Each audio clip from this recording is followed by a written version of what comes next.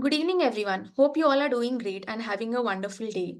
I am Manasa Reddy and I am currently pursuing MBA in Digital Enterprise Management at IIM Udaipur. It is my pleasure to welcome you all to today's webinar. Reflecting on my journey here, I am delighted to share that this course has already been immensely rewarding.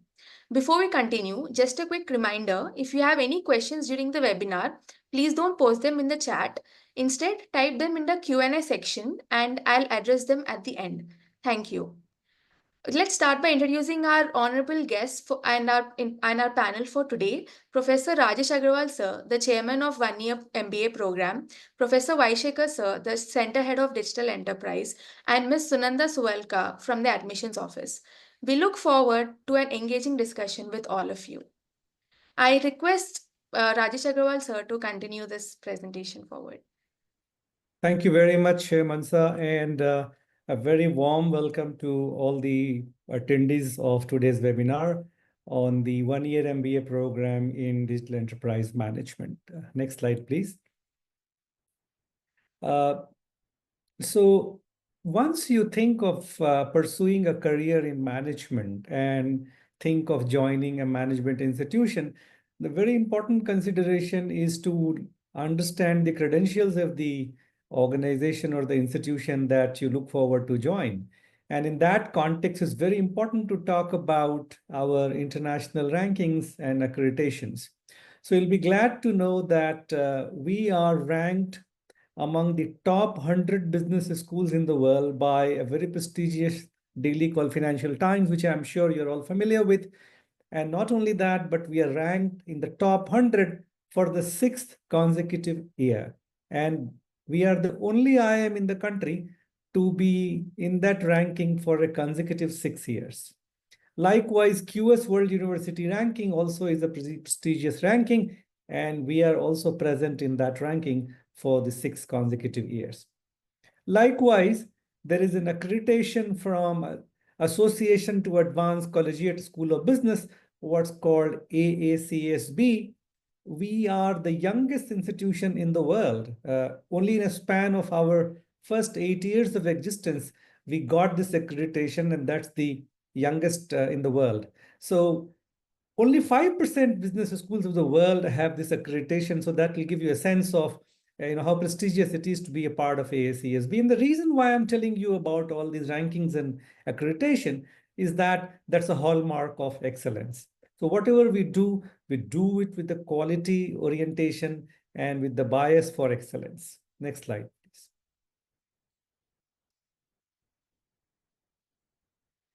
If you're thinking of pursuing 1 year MBA program in digital enterprise management, once you successfully complete, you shall be awarded an MBA degree. Please be aware it's a 1 year full-time program, right? So you have to resign from your jobs and then join the program.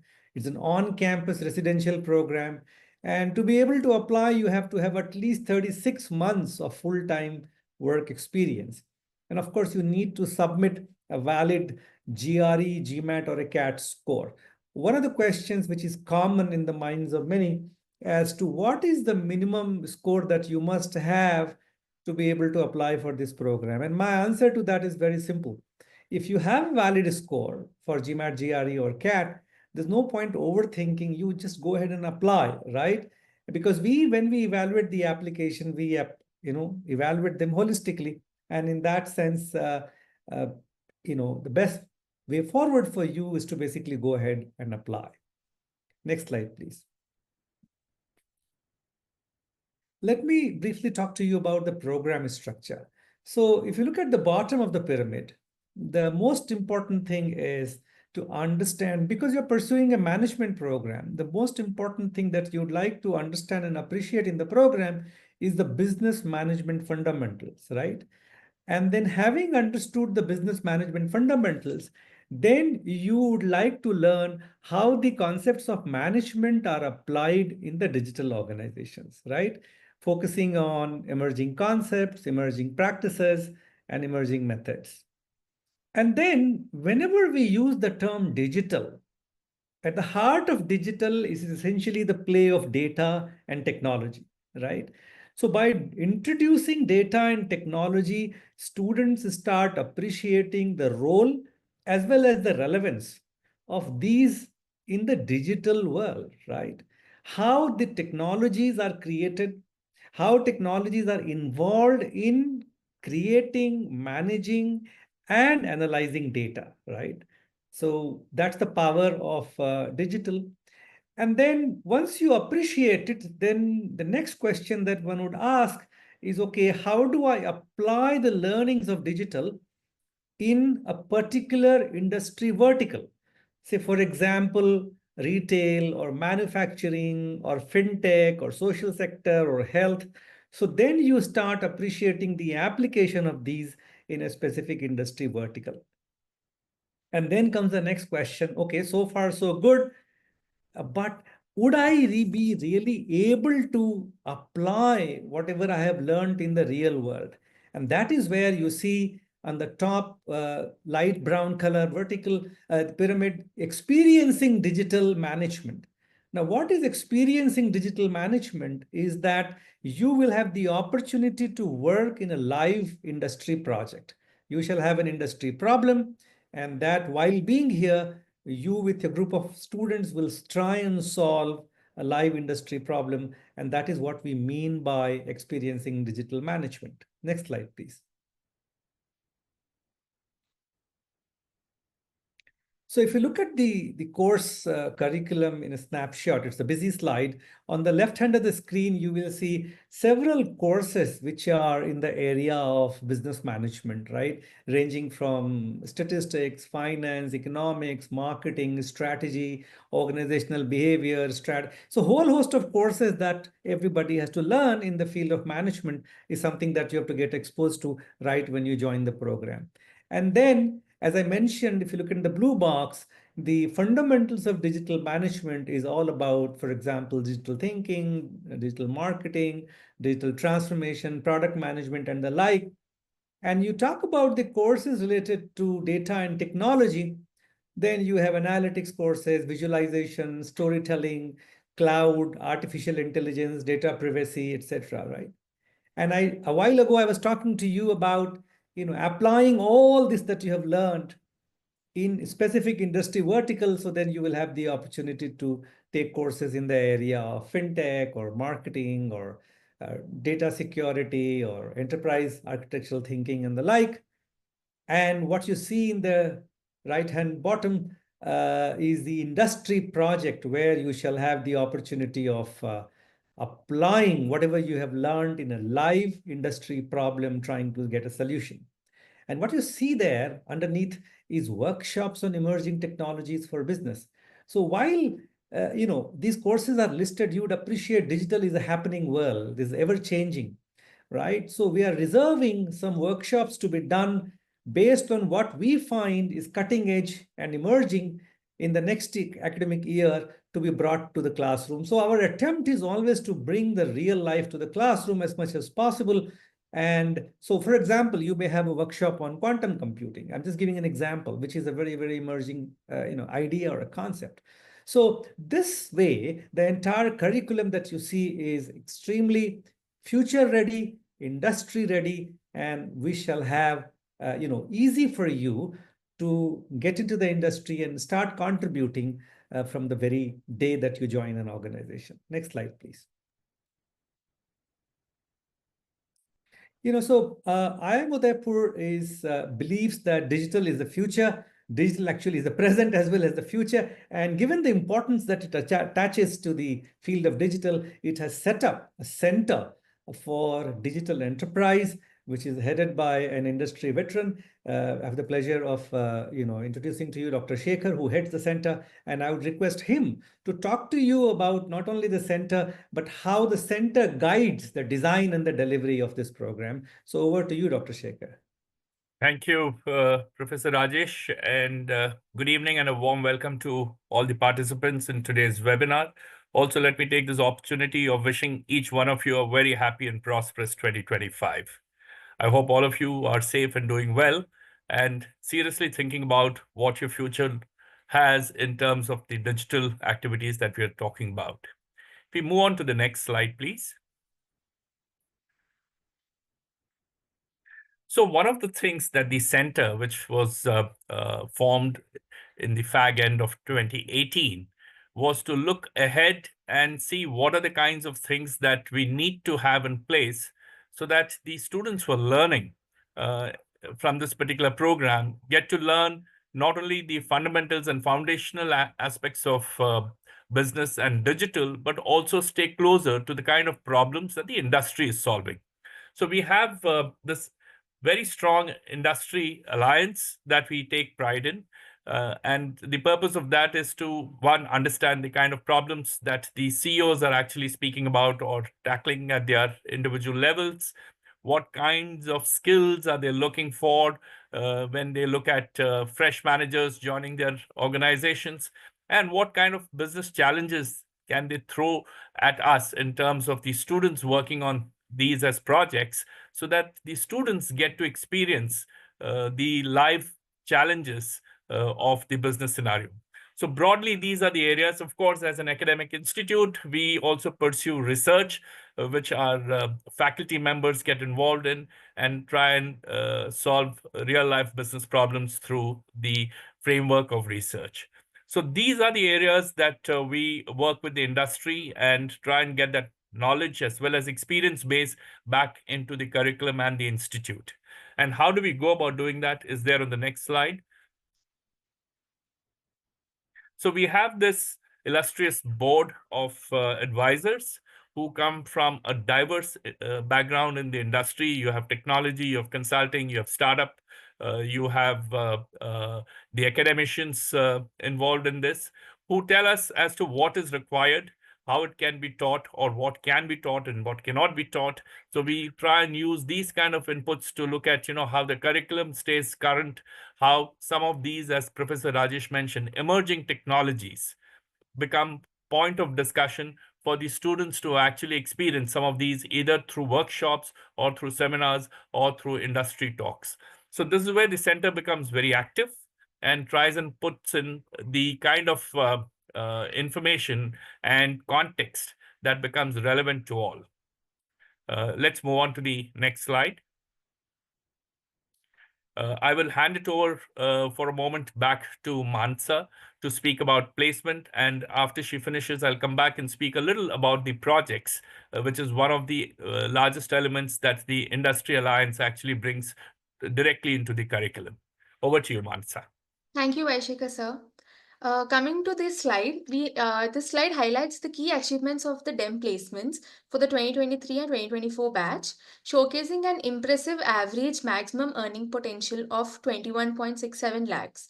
It also outlines the participation of top recruiters who hire from us, such as Accenture, Infosys, and Cognizant, and among others, who are CAMS, Delivery, DP World, and many others who offer diverse roles ranging from consulting and strategy and to operations and management, information technology, sales, and business development. So we can assure you that they hire from us from a very diverse programs, and they offer very diverse roles as well.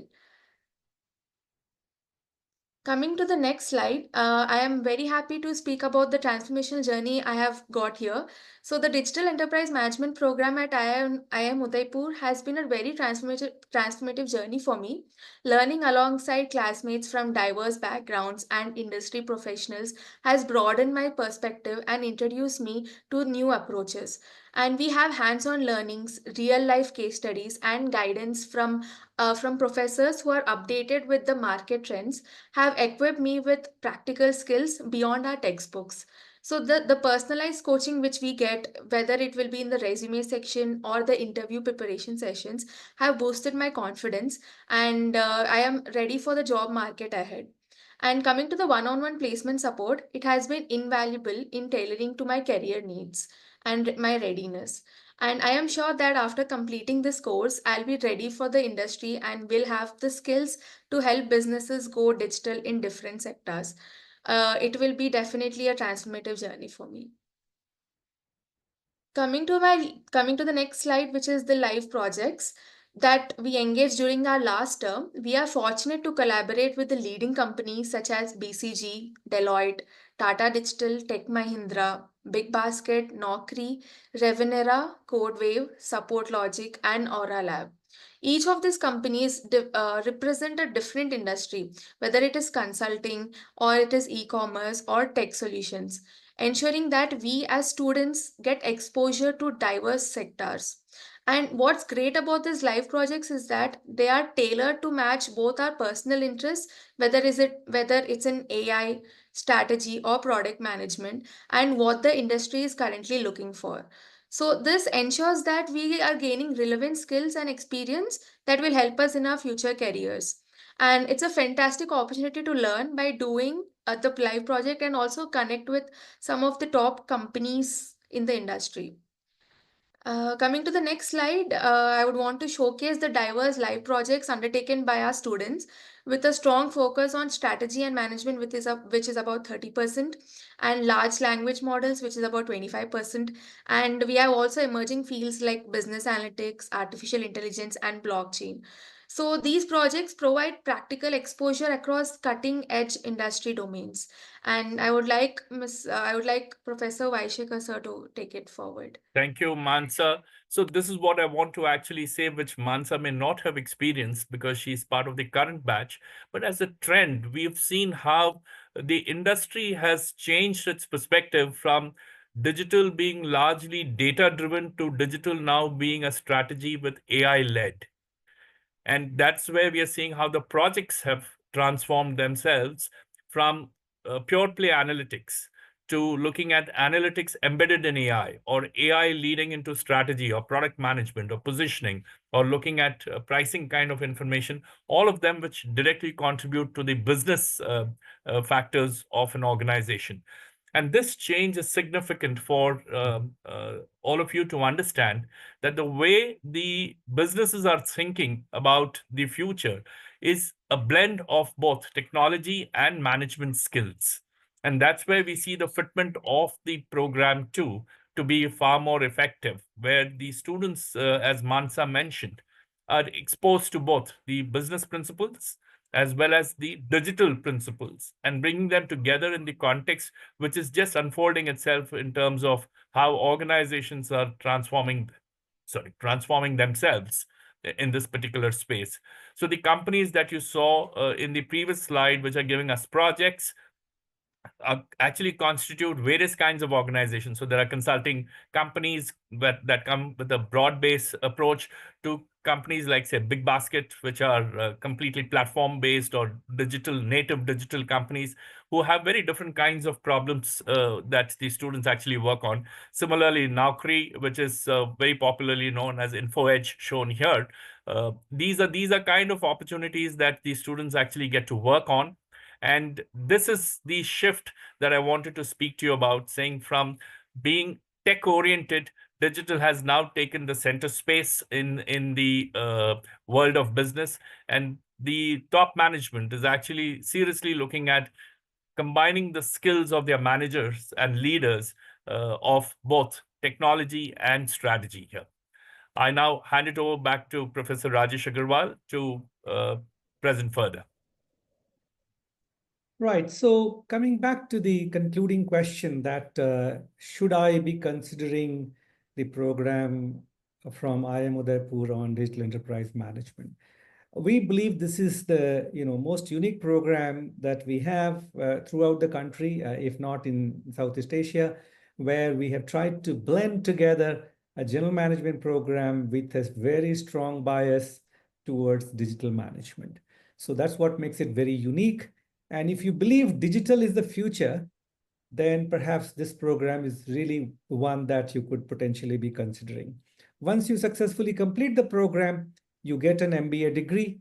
This program is heavily industry oriented, both in its design and delivery. Approximately 50% of the program is taught by industry experts, and the remaining 50% are taught by the IIM Udaipur and other visiting faculty members. IIM Udaipur, as I mentioned, is though relatively a young institution, but has established itself as a premier institution in the national landscape with various international rankings and accreditation. So I would like to say this at the end. If you think management education excites you, And if you think digital as a space excites you, then perhaps this could be the best program that you could be applying for. Next slide, please. While we will try and answer any question that you may have right now, but should any other question come to your mind even after this webinar, you are most welcome to write to us or talk to us at the numbers that you see on the screen or the email that you see on the screen. You can write to us. So I would urge you to take a screenshot so that you can connect with us anytime you wish. And then I would like to request Mansa again to host the Q&A section, and where she will read out the question, and anyone among us will be answering the question depending on the nature of the question. So over to you, Mansa. Thank you, Rajesh sir. Let's move ahead to the question and answers. So we do have a few questions currently. I'll read out the first question. It's from Palash. Sorry. He says, "Hello. Will the interview results be announced before the official portal date? Since Cycle 3 results and Cycle 4 applications overlap." Let me answer. Cycle 3 applications end on January the 12th, right? So if you are a potential applicant, you can apply now if you want to be considered in Cycle 3. So Cycle 3 applications will close on January 12th. And all those students who apply in Cycle 3, their results will be published on 31st of January. If you miss applying in Cycle 3, you still have a chance to apply to Cycle 4, which will begin on January 13 and shall be open all the way till January 31st. Results of Cycle 4, the last cycle, will be published latest by February 17th, 2025. So there's no confusion with respect to, while yes, it is true that while for one cycle we will be considering the application, for the other cycle the applications are open. But for you as a prospective candidate, you have two choices. Either you apply before January 12th, you are considered in Cycle 3, or you apply later, you are considered in Cycle 4. Hope that clarifies. Thank you, sir. There's one more question from anonymous attendee. Does them offer international exchange or immersion opportunities? I would like to answer this. So DEM does not have any international exchange or immersion opportunities for two reasons. Number one, we believe immersion opportunities are very useful for those students who are very fresh. Most of you have work experience, so the marginal utility of attending international exchange programs are limited. Second, given the digital program, India is the happening place. India is where most of the advancements in the field of digital are happening. So your learning outcomes can happen the best while you are here. You don't have to travel to any other country to be able to experience digital. And that's the reason we don't have any international exchange or immersion opportunities. The next question is, respected sir, Happy New Year. Wanted to ask, till when will we come to know that our application has been shortlisted? Sunanda, I would like to answer that. Yeah, you will be receiving the shortlisting mail, shortlisted or not shortlisted mail, by the deadline of that particular cycle. So which means for Cycle 3, January 12th, right? Yeah, January 12th. Okay. Okay. The next question is, I do not have salary slips from my previous employer as it was more than a year ago, but I do have work experience letter and the offer letter. Does that work? Yeah. If this work experience is counted in 3 years of work experience proof, you need to submit salary slip for your employment.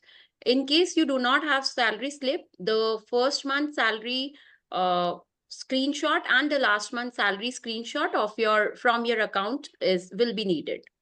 You mean the bank account? Yes. Yes, okay. The next question is there any scholarship available on tuition fees? Unfortunately, we don't have any scholarship scheme for this program at this stage. The next question is there any possibility of Mang companies coming for recruitment? Yeah. So let me answer that. So Mansa, you should be aware of this. This is like Microsoft, Amazon, Names like Fang and Netflix, Google. Google. Yeah. So right now there are discussions and interactions happening with some of these companies, but it's not translated into placement. There is some kind of an interest that is being shown by some of these companies, uh, which are considered to be the best in their spaces. We are hopeful that in some time in future, these may materialize in terms of deeper engagements and maybe placements too. But it's a long cycle here. So the quick answer is right now, placements don't happen with Mang set of organizations, but dialogues are always open. Thank you, sir. The next question is, are candidates needed to be from tech background? Uh, so let me answer, and Rajesh, please come in after that.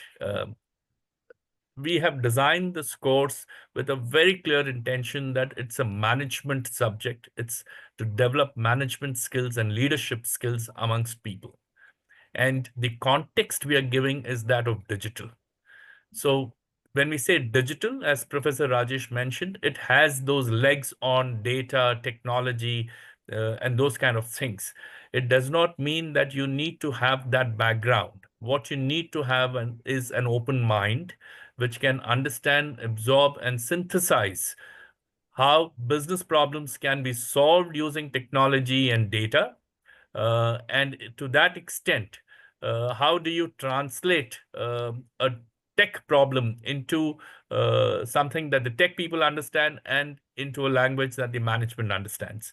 That's where the skill is really important. So you have a broad overview of both management and technology.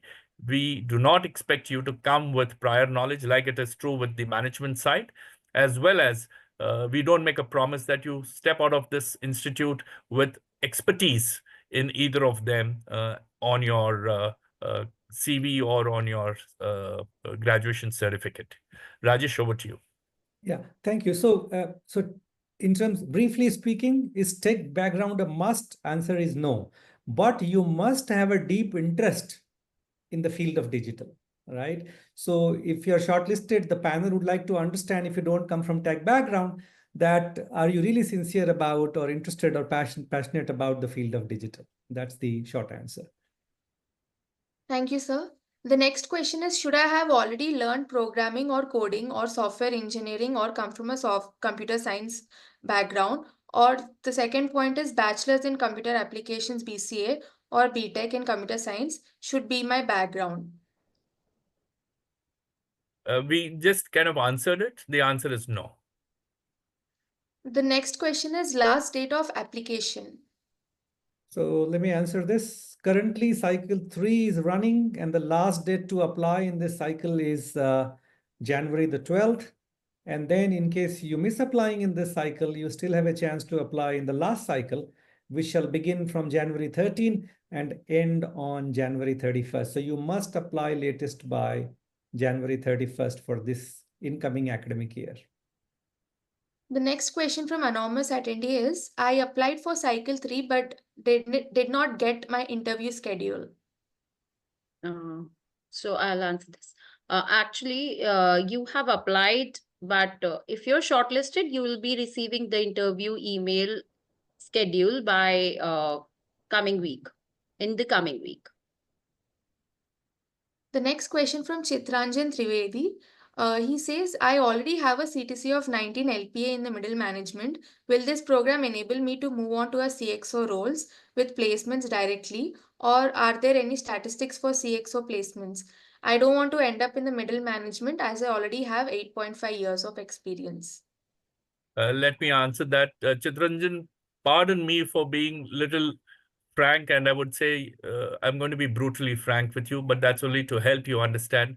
You seem to be on a very fast lane of growth, which is unrealistic.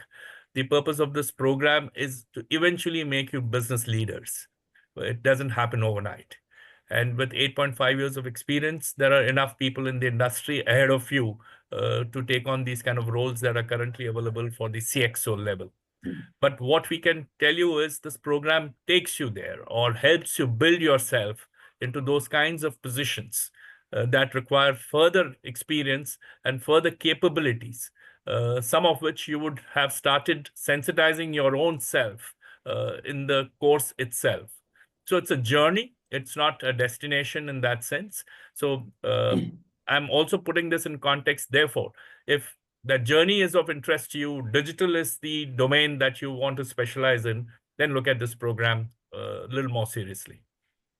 There is another question from Can I I jump think in? Rajesh needs to add. Okay, I'll jump Yes. in. That, Chitranjan, it's not uncommon, the kind of question that you have asked, and very many other prospective students do ask that question, that this is my current CTC. When I graduate, what would be my incoming CTC, or the CTC that my next job will offer, which is a very valid question. But it's very important to also pause and think that when we acquire educational qualification, and particularly I would suppose MBA being the terminal educational qualification, this is going to be of use for the next 4 to 5 decades, right? So it's very difficult to judge and to say that whether it's a good idea to pursue an education depending on my next paycheck, right? That's too short term to be able to judge the relevance of any education, not only this. So I would think that, if I were you, I would like to look at the relevance of any degree, not for the next 6 months or 1 year and the compensation that I would get, but what it means for me for the coming decades. Am I upskilling myself enough? If I don't upskill, whether IIM Udaipur or any other institute doesn't matter, but that's the real question that you perhaps need to be thinking about. Next question. Yeah, he has another question, Vansa. Yeah, here's another question. Which program would you recommend in order to get a holistic view on management for a candidate with 8.5 years of experience, of IT experience? Is it Executive MBA, 2-year full-time MBA, or MBA DEM?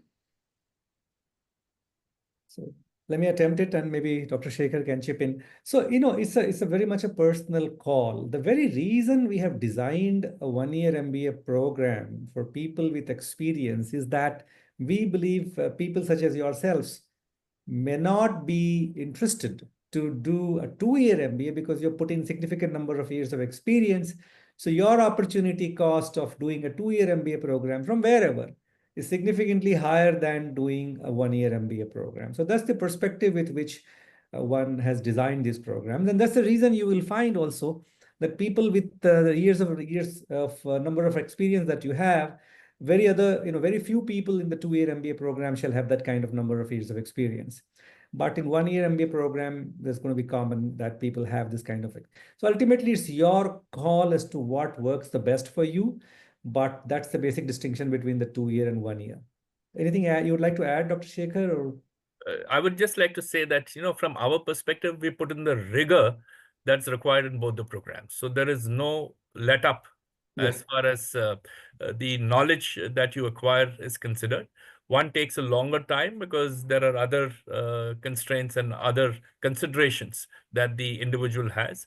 The other one, which is a 1-year program, is very crisp, fast-paced, and it's meant for people who are willing to take that little risk of saying that I'm leaving my job, committing myself to this, and then making a change in my career path. So at the end of the day, our rigor remains the same. Thank you, sir. There's a question from Narottam Patro. He says, hello, sir, madam, good evening. I am a non-engineer background from pharma background. Shall DEM be beneficial for my background? So let me answer this. Narottam, the quick answer is yes. Now, I don't know what your career aspirations are.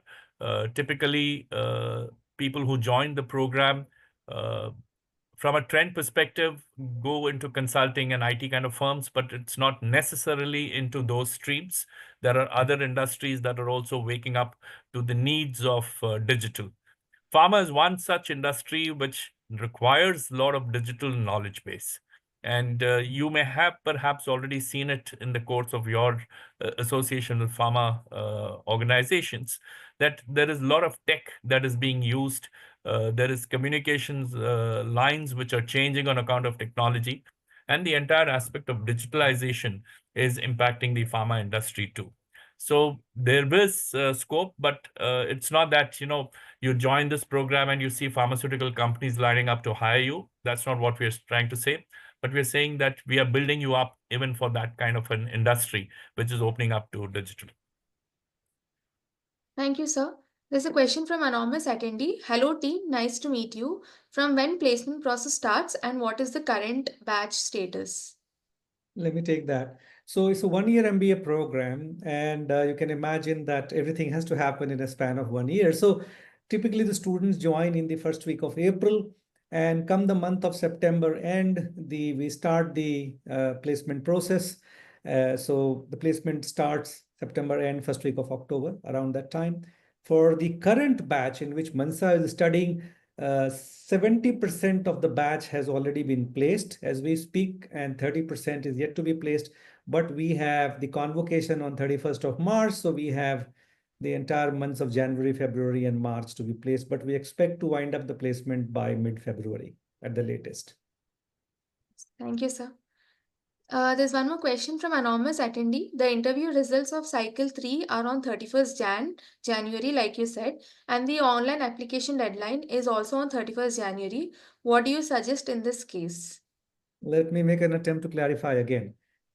The application deadline for cycle 3, that means the last date by which you have to apply, is January 12th, the results for which will come out by 31st of January. If you miss applying by January 12th, then you can apply anytime from January 13 all the way up to January 31st, in which case your results will come out by February 15th, right? So do not confuse between cycle 3 and cycle 4. Simply put, if you have a valid score, if I were you, go ahead and apply. If you don't have a valid score and you expect to get it latest by January 31st, that's also good. Then you can apply latest by January 31st. But you cannot apply in this program anytime after the month of January. In February, you cannot apply. Hope this clarifies. One more question from anonymous attendee. Is this program specifically for electronics or CS graduates, or other engineering graduates or art students can also apply? We said this earlier, it is degree agnostic. So anybody can be a business manager, anybody can be a leader in the corporate world. It doesn't dictate that you need to have a particular academic qualification to lead an organization. This program is meant for that. So it doesn't actually give preference of any particular kind to a particular skill that the candidate comes with. However, as Professor Rajesh mentioned, what is important is your interest, your own commitment to this particular step that you're taking. And that is where the entire decision lies. If you are excited about digital and the prospects of what's happening here, and you feel you want to get into that space and contribute, more than welcome to apply and try your chance in this particular program. Thank you, sir. There's a question from Lakshya Kashyap. He asks, thank you for hosting this informative session. I have few questions. Is there any cap of cohort size? What are the things considered in reviewing holistic application like grade 12 marks, undergrad marks, or having a postgraduate degree? Let me make an attempt to answer his question. So we expect the batch size to be approximately 65, right? That's the, give or take this side, that side, few students, but approximately that's what we have as the expected intake. As far as the evaluation I mentioned a while ago, when we evaluate candidates, we evaluate them in overall sense, right? Which is your written score, the score of the test that you write, which is GMAT, GRE, or CAT, and the interview. And we do not expect the participants to have a postgraduate degree. If you have a postgraduate degree, well and good, but they're not expected to have a postgraduate degree that, for the program. May I add few Sure. things here? In the initial stages, I used to be on the interviewing panel. So I'm going to share some learnings out of that or experiences out of that. Interview panel has its own ability to take decisions. So there is nothing predictable or there is nothing structured that one can say that this is what it is and this is what is not there. But what is important to understand is, since you asked, how are my scores, academic scores looked at. So if there is a consistent level of scoring, that's what the interview panel looks at. If there is an inconsistency, then you should be ready to answer questions in those areas. If you have some gap years, either in your academic career or in your professional career, you should have answers to, clarify why those gaps are there. And your confidence, your ability to communicate, your knowledge about your current work, the industry you're working in, and general trends are important when we look at it from an interview perspective. So all these add up. And that's why, as Professor Rajesh mentioned right up front, it is not a single score that we look at and say, yeah, this person is in and this person is out. That's not how we look at it. It's a holistic approach. So we look at it in your total application with your personal interview also coming in. Thank you, sir. An anonymous attendee asks, sir, how many companies participate for DEM course for placement? The information I had last, I'm not up to date, is in excess of 50 companies come in. I think it's more this year. A lot more companies are coming in.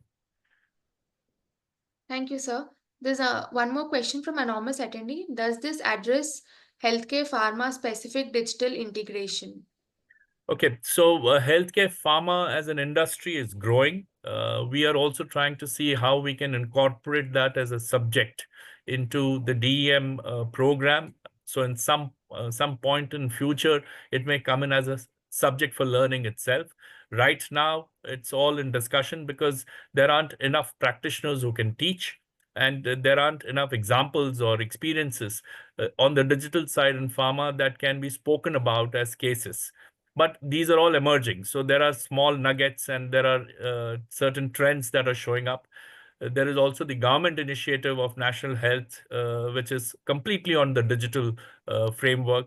So these are all points of discussion. So we try and get people from the industry to speak about these. There are also the entire transformation happening on the tech side in the pharma, which is all the gadgets that are coming in. There are new kind of equipment that are able to measure and monitor new sets of parameters. So, and also the way AI is getting trained for healthcare. So these are all interesting topics in the healthcare domain where the digital tech stack is playing an important role. So as of now, these are part of industry talks for us. In future, it has the potential of becoming a subject to learn, and therefore looking at how the pharma industry itself participates in the entire program. Thank you, sir. There's one more question from anonymous attendee. He asks, by when will we have to accept the offer for third cycle? Let me answer this. So once you receive an offer letter from the institute, typically you will have the time of 1 week to 10 days to pay a commitment fee of 1 lakh rupees, which is non-refundable. And from the date of the offer, you will have typically 4 weeks time to pay the first term fee, which you can pay through by yourself or through a bank loan. More details are available on the website. Thank you, sir.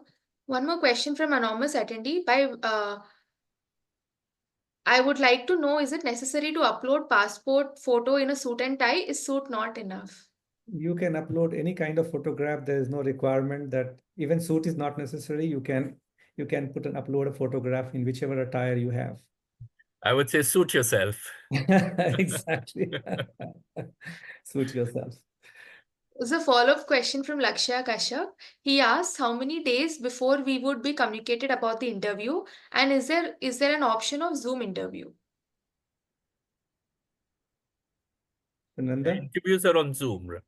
The interview will be virtual over Zoom platform, and you'll be communicated within a week's time.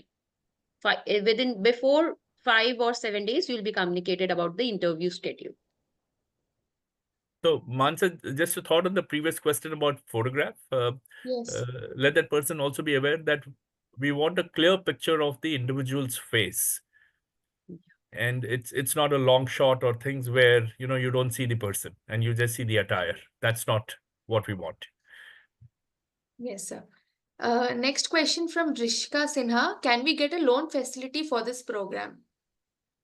So let me answer this, and Sunanda can add. We have an arrangement with State Bank of India Udaipur branch, whereby this program is an approved program for what they call a scholar loan.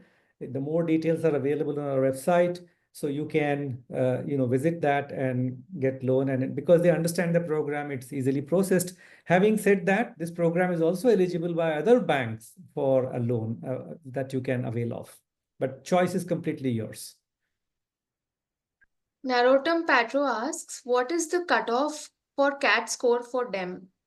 So as I had mentioned, Narottam, a while ago, that the best thing to do is, if you have a valid CAT or a GMAT or a GRE score, is to go ahead and apply, because when we evaluate the candidature of a person, we evaluate in holistic sense. So the best thing is that you go ahead and apply and leave it to the admissions committee to judge this.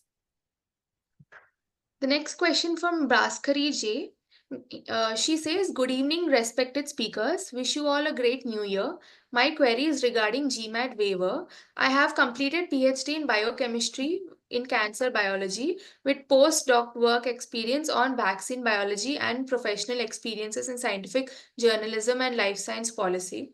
I intend to transition and I'm looking at options that have 1 year MBA. Is there any options for GMAT waivers based on profile? Let me answer this. So unfortunately, we don't have any waivers for people who have higher degrees or higher qualifications. So you have to have one of the three valid scores, which is GMAT, GRE, or CAT.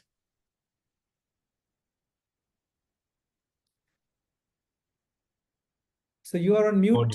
Sorry. Yeah, she also asks, my target is to get either into consulting or market access and pricing, just in case it helps guide. Thank you very much for this opportunity to know more. Right. So as I said, that there's no exemption on the educational, the test scores that have to be submitted. So you have to have one of these to be able to apply in this program. An anonymous attendee asked, what kind of AI LLM roles have been offered during 2023-2024 placements? Are you aware, Mansa, what kind of roles have been discussed in the current or the previous? Last year. Yeah, last year. Because what I understand broadly, because when the interview happens, it doesn't happen for a specific role. It happens for almost like a portfolio of roles. And then the individual is put into a particular role once she or he joins the organization. So literally everybody in some sense is talking about AI. So, AI is not so much now here about LLM or ML and things like that, though some of the jobs eventually land up with some degree of ML, but it is to be able to think how AI can enable you to develop some capabilities within the context of the business problems that are there. So there is a lot of AI influence happening in terms of the roles that these students are getting into. But it's very difficult for us to say whether it is specific to an LLM or specific to developing something in AI at this point in time. Thank you, sir. There's another question from anonymous attendee. Is MBA DEM somewhere similar as PGDPA, which is postgraduate diploma in business analytics program offered by other institutes in India? No, it isn't. It is completely different. See, business analytics is one part of the overall thing where you look at data and analyze. Here you are taught to think both strategy and operations in the context of digital. So you need to understand people management, you need to understand context of the business, you need to understand strategy, you need to understand product management, all this, how digital actually influences. That is where DEM is a management program. It is not to enable just one skill, which is statistics. Since we are talking about digital, and digital, as was mentioned earlier, stands on the legs of technology and data. If you have no data, there is no concept of digital happening. So data plays an important role. Technologies play an important role. So in the context of these two coming together, how do you look at your business itself? How do you look at long-term strategies, short-term strategies? How do you look at operations management, efficiency building? How do you look at team building? all of them is where this program becomes very, very different. There's a follow-up question from Bhaskari. She asks, does applying in later cycles impact scholarship opportunities? As I mentioned that, unfortunately, we do not have any scholarship for any cycle. So there is no question of any impact on a scholarship. Chitranjan Trivedi asks, how long back in time is the CAT score valid to apply? Sunanda, I'd like to answer this. Yeah. CAT given in 2021 or later will be acceptable. Lakshay Kashyap asks, can we self-report our GRE score as I'm planning to take GRE in late January? I'll take this. We need your name and ID, the date with the screenshot which you'll be providing. And later you have to submit the official scores of GRE. An anonymous attendee asks, if I don't get a shortlist in round 3, can I apply again in round 4? Do I need to start a new application? Important, will I be able to send you a new score, new test GMAT if I don't get shortlisted in round 3? Let me attempt it and then I will request Sunanda to assist. So if you don't get shortlisted in round 3, right? And if you improve your score in cycle 4, then yes, you can apply. But if there's been no change in your status, then you cannot apply. Is there any additional information, Sunanda, I would like to provide? No, sir, it's good. Yeah. One more question from Manu.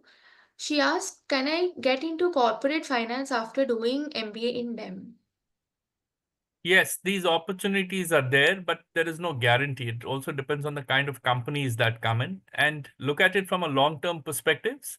You may start off in one area and land up into a very different area and domain as your career progresses. So all these are nothing but enablers for you to look at your goal. So it's not something that we can guarantee that as soon as you finish this program, there's a BFSI company or somebody specific in finance that's waiting to hire you. They may look at you because we are seeing a lot of fintech companies, startup and mid-sized companies in the fintech space looking at hiring managers and emerging leaders into their organizations. But if I may add, if you're looking at the core corporate finance role, right, then perhaps this is not the program. But as Dr. Shekhar mentioned, that if you're looking to work in larger, you can look at the liberal definition of corporate finance and looking forward to work in a fintech company, then it's fine. But a core corporate finance role, perhaps this may not be the right program in my understanding. An anonymous attendee asks, sir, is self-employed experience month counts? Yeah, if you are self-employed, we'll be needing the proof of your 3 years of experience. So there are a set of documents which you need to submit. They are mentioned on the website. And for more information, you can write to us on 1mba.admission. The next question from anonymous attendee is, will everyone get a chance for attending the interview round as I have scored 324 in GRE? Is that enough to get the interview call? Let me answer this. So all those candidates who are shortlisted get the chance to be interviewed. Now, what is the right score to get a call? Is, as I said, if I were you, if I have a valid score, it takes 20 minutes to go ahead and apply. Go ahead and apply is the best answer, right? Do not overthink is my suggestion to anybody who has a valid score. Go ahead and apply. Thank you, sir. And another anonymous attendee asks, when will the 2025-2026 batch commence? Sunanda, The new batch, 25-26 batch, will commence on 8th April 25. so April 8th is the start Yes. date. Yeah. One more follow-up question from Chitranjan. I have a bachelor's in law as well with digital making its way into law firms and legal landscape in general, in courts too. How does this program align with digital law and career prospects in law? Jitharanjan, thanks for asking this question. We should have asked this much earlier. Yeah, so this course is not specific to a job, and it is broad-based management with the influence of digital. Like you've identified how digital is making its inroads in the legal framework, there are certain elements that you may perhaps study, may not be new to you in our data privacy and data protection course, because that has a little flavor of how legal structures may have to undergo changes for us to incorporate the ways digitalization is impacting um the legal side. But remember, that's one subject, and you're not looking at doing this course for that one subject. The overall course is to align your thinking towards how digital on one side is disruptive, and on the other side, it is enhancing the way businesses are prospering, growing, and managing themselves. So this is where your thinking actually develops. Your faculties start understanding how some of these can be managed, how some of these have to be dealt with, or what kind of capabilities are required. And that is where you take this knowledge, go back to your domain of interest, and build it further for you to prosper in your career. I hope this answers your question. Thank you, sir. There's a follow-up question from Chintranjan itself. He asked, what's the total fee? Is there a separate fee for accommodation, exams, frums? Is there any limit to sit for companies after getting placed in one company, or can we sit for as many companies as we like for placements? Let me answer this question. So the total fee of the program, inclusive of your stay, meals, and everything put together, is 22,65,000, right? So I repeat, includes tuition, program fee, your living expenses, your hostel accommodation, all put together is 22,65,000 rupees. So once you are here, in addition to 22,65,000, you don't have to pay anything. There is a 30,000 rupees caution money deposit, which you will get it back at the end of the program. And as regards your, placement question, once you sit for a company placement and you are given a valid offer, and once you accept it, then obviously you're out of the placement process. Otherwise, it will be a never-ending placement, right? And that's pretty much is the placement process everywhere. Job offer, then you get it, you're out of it, right, Mansa? Any other? Yes, sir, Any other? completely right. Yes. That's right. Okay. One more question from Lakshya Kashyap. Is the program recognized by UGC, and how is the reservation policy practiced? As I tried looking in the website and there was very limited information about the same.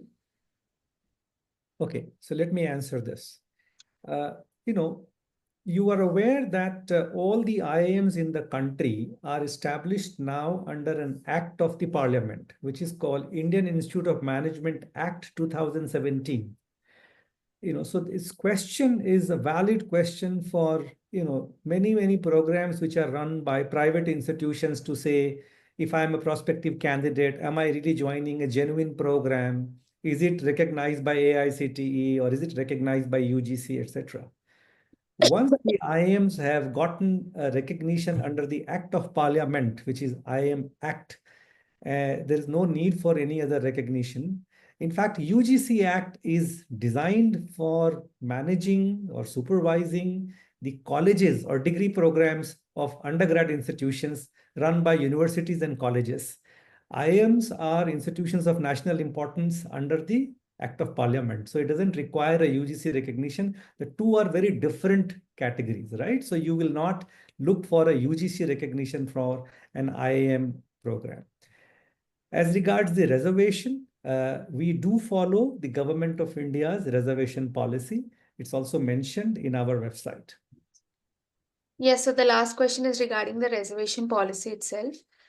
Is there any reservation policy for OBC, SC, ST categories in this program? And I guess CAT score cutoffs would be a little less. Yeah, so answer to both your questions is yes, we do follow the Government of India's reservation policy. Thank you, sir. There are no more questions as for now. Right. So thank you very much, Mansa, for very ably hosting this webinar. And to all our participants who joined today, I would like to say this. There is one more question that I see popping in. Would like to take that? Yes, sir. There's one more question from Bhaskari J. Respected speakers, how is the scenario regarding pharma or life sciences consulting placements, as in IKVI, LEK, or LE Lily? LI. So, Yeah. see, these are not companies that have come to our campuses. I must be honest about that. We have a center for healthcare within IIM Udaipur. The Center for Healthcare does research work, does case studies with many of the pharma companies. And that is where we see over a period of time, the engagement deepening into something that then unfolds either in terms of a course or in terms of certain subjects coming in from the pharma side. So right now, it is very difficult for us to say what is the future for somebody from a DM program in the pharma industry. But what we can say is that it's an emerging area, and digital and technology have penetrated that space. So this is where we see opportunities coming up, but nothing in the future is certain. So we have to go with that element of risk. Great. So thank you all the attendees for joining this information session. But the most important is what is the right decision for you? And so as I said a while before, that if you think management as the field of education excites you and you believe in the digital as the future, then perhaps this could be the most important program and the most relevant program that you could think of joining. And I hope you take the decision which is in your best interest, right? That's the most important thing. Wishing you all the best. Hope you take the right decision. Thank you, all the panelists, for being with us today, and have a good evening. Bye-bye for now. Thank you. Good evening and all the best. Thank you. Thank Bye. you. Thank Thank you to you. all the panelists for sharing your valuable insights. And to all the participants, thank you for your interest and interest in the session. And we hope to see as many of you joining in our DEM program soon. And if you have any other queries or questions or any other information you need, please reach out to the email and the telephone number mentioned on the screen. Thank you all. Thank you.